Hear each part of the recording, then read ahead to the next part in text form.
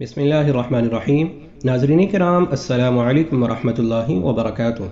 नाज़रीन किराम, मनफी सोच और हसद इंसान को किस कदर तबाह कर सकता है, आपको इस वाक़े से बखूबी अंदाज़ा हो जाएगा। इसीलिए हमारे प्यारे दीन में इन दोनों चीज़ों से बचने की तलक़ीन की गई है।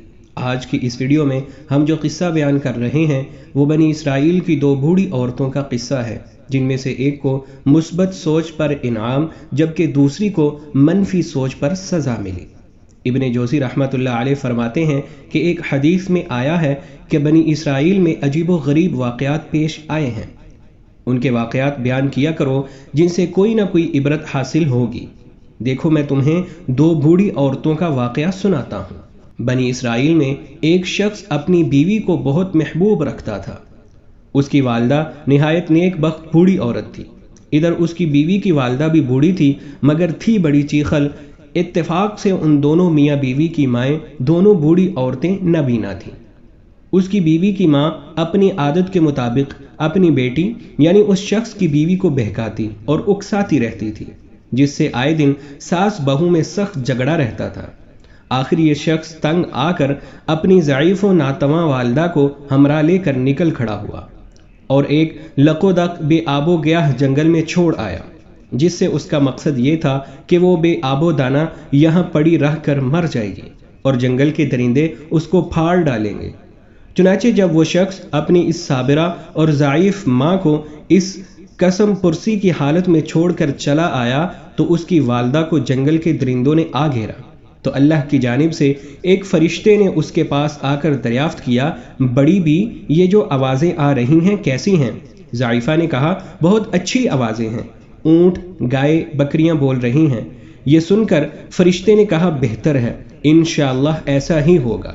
ये कहकर वो फरिश्ता तो चला गया। अब सुबह हुई तो क्या देखते हैं कि तमाम जंगल ऊँट गाय बकरियों से भरा हुआ है। अगले रोज़ उसके बेटे को ख्याल आया कि चलकर देखूं तो सही आखिर बूढ़ी माँ पर क्या गुजरी। गर्ज जब बेटे ने जाकर देखा तो माँ के करीब तमाम जंगल ऊँट गाय और बकरियों से भरा हुआ है, जिसको देखकर उसने हैरान होकर अपनी वालिदा से मालूम किया कि अम्मा, आखिर मैं ये क्या देख रहा हूँ, बताओ तो माजरा क्या है? माँ ने कहा, बेटे, तूने मेरी नाफरमानी की और अपनी बीवी की इताअत की। अल्लाह ने मुझे मेरे सब्र का फल दिया है। अपनी वालदा की ये गुफ्तगू सुनकर वो शख्स बहुत नादिम और शर्मिंदा हुआ और अपनी वालदा को इस अताए खुदाबंदी के साथ घर ले आया। अब क्या था कि उसकी बीवी को सास की ये नेमतें देखकर कैसे बर्दाश्त होता। अपने शोहर से जिद करने लगी कि मैं उस वक्त तक हरगिज तुझसे खुश ना होंगी जब तक तू मेरी बूढ़ी नबीना माँ को भी उस जंगल में न छोड़ आए जहाँ अपनी माँ को छोड़कर आया था। मजबूरन वो शख्स अपनी बीवी की माँ को भी वहीं ले जाकर छोड़ आया। अब जब शाम हुई और उस बुढ़िया को दरिंदों ने आकर घेर लिया तो फिर खुदा के हुक्म से उस फरिश्ते ने आकर उस बूढ़ी औरत से मालूम किया कि ये कैसी आवाज़ें हैं जो तू सुन रही है। बुढ़िया नाबीना तो थी बड़ी चीखल, कहने लगी, ये तो दरिंदों की आवाज़ें हैं जो मुझे फाड़ने के लिए आए हैं। ये सुनकर फरिश्ते ने कहा, इंशाअल्लाह ऐसा ही होगा। यह कहकर फरिश्ता तो चला गया और दरिंदों ने चीर फाड़ कर बुढ़िया को तिक्का बोटी कर दिया।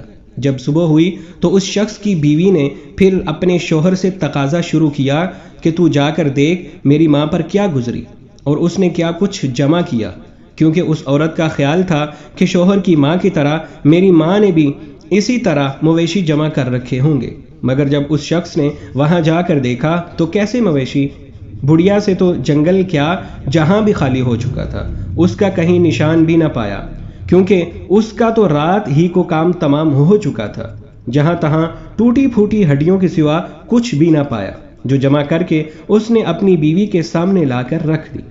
अब बीवी उनको देखकर अपने ख्याल की गलत ताबीर से हैरान रह गई।